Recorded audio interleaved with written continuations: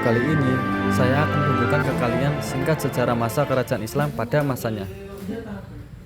Sejarah kerajaan Islam mencangkup periode penting dalam sejarah di mana peradaban Islam mencapai puncak kemajuan dalam ilmu pengetahuan, budaya, ekonomi, dan kekuasaan politik. Masa kejayaan ini terjadi terutama antara tahun 650 hingga 1250 Masehi. Dikenal sebagai periode klasik yang meliputi dua kerajaan besar, yaitu Bani Umayyah dan Bani Abbasiyah. Pada masa Bani Umayyah, Islam mengalami ekspansi wilayah yang luas, termasuk penaklukan wilayah Liberia atau Andalusia dan perkembangan pusat-pusat dakwah. Sedangkan pada masa Bani Abbasiyah terjadi kemajuan pesat dalam berbagai bidang ilmu pengetahuan seperti matematika, astronomi, kedokteran, kimia, dan fisika. Kejayaan Islam juga ditandai dengan berdirinya institusi pendidikan dan perpustakaan besar, serta kemajuan arsitektur dan sistem pemerintahan. Kekhalifahan Abbasiyah di Baghdad menjadi pusat ilmu dan kebudayaan dunia. Periode kejayaan ini juga berlanjut hingga masa kekhalifahan Turki, yaitu Utsman yang berhasil memperluas wilayah kekuasaan Islam hingga kawasan Eropa Timur dan menaklukkan Konstantinopel. Namun, masa kejayaan Islam perlahan meredup dengan munculnya kolonialisme dan nasionalisme yang memecah belah kekuasaan Islam menjadi negeri-negeri kecil. Sejarah kejayaan Islam juga mencatat perjuangan Muslim melawan penaklukan dan era rekonstruksi seperti Reconquista di Spanyol.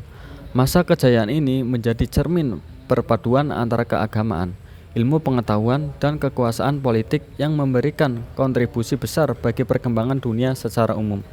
Secara ringkas, kejayaan Islam adalah masa ekspansi wilayah, kemajuan ilmu pengetahuan, budaya, dan sistem pemerintahan yang terjadi dari abad ke-7 hingga abad ke-13, peninggalan yang berpengaruh hingga kini. Setelah periode kejayaan di era Bani Umayyah dan Abbasiyah, perkembangan peradaban Islam terus berlanjut meskipun menghadapi tantangan internal dan eksternal. Berikut kelanjutan sejarahnya.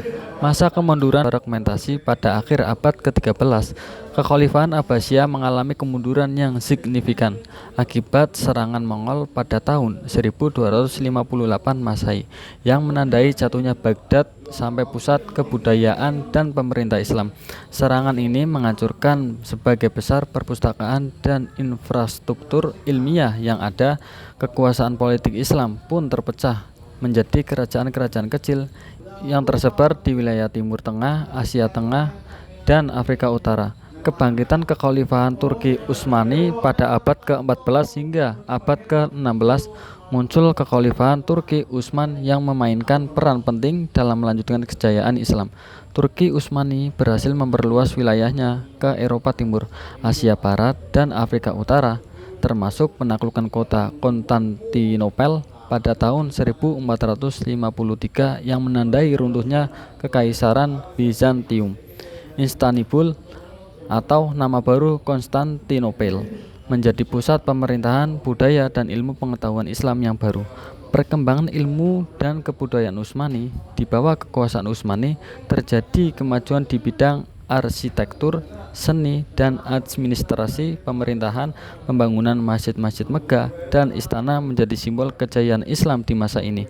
Pendidikan juga berkembang melalui pendidikan madrasah dan perpustakaan, melestarikan ilmu pengetahuan yang telah diwariskan dari masa Abbasiyah. Tantangan modern dan masa kolonialisme memasuki abad ke-18 dan abad ke-19.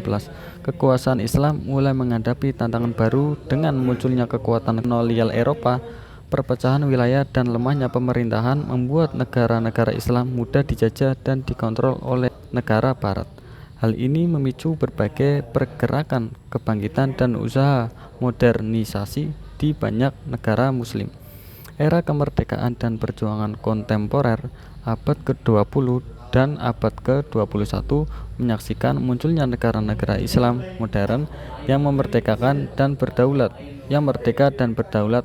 Namun tantangan global termasuk konflik regional dan pengaruh politik dunia dan isu sosial ekonomi tetap menjadi fokus utama bagi bangsa-bangsa Muslim untuk melanjutkan semangat kejayaan yang pernah ada. Nah, itu saja materi yang bisa saya sampaikan. Kurang lebihnya saya minta maaf. Wassalamualaikum warahmatullahi wabarakatuh.